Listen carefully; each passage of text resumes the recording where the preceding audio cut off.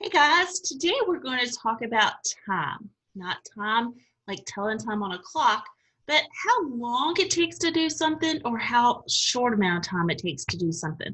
So we're going to compare things today and you're going to tell me whether or not you think it takes longer or shorter. So we're comparing different times of things, okay? So I'm going to show you this first poster. It says shorter. It takes a shorter amount of time to write your name than to watch a movie. Okay? All right. So for the longer, we would say it takes a longer amount of time to watch a movie than it does to write your name, right? So we're comparing things that might take a long time to do, might take a short time to do. Let me give you an example. Let's say, let me look around my house. All right, let's say fix dinner, because Miss Clemens has to fix dinner, or brush my teeth. Which one do you think takes the longest amount of time? Cook dinner, that's right. It takes a shorter amount of time for me to brush my teeth than it does for me to cook dinner most nights, okay? All right, so I'm gonna share my screen with you and we're gonna do a sort. And hopefully you can see everything that I have coming up here. Let's pull this up here. All right, so we're gonna compare things, all right? So it's either gonna take a shorter amount of time. Let me get this thing right here. It's hard for me to figure this camera out. It takes a short amount of time or it takes a long time to do. Okay, so I want you to think about these things as I say them. All right, let's see. Write your name. Write your name. Does that take a short amount of time or does it take a very long time to do? I hope you said it takes a short amount of time. It should take you a short amount of time to write your name.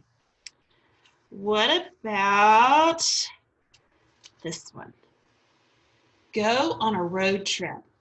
Let's say we're going to drive to the beach. We're going to drive to the beach. Does that take a short amount of time or a long amount of time? That's right. It takes a long amount of time for us to get to the beach. Okay? What about raise your hand?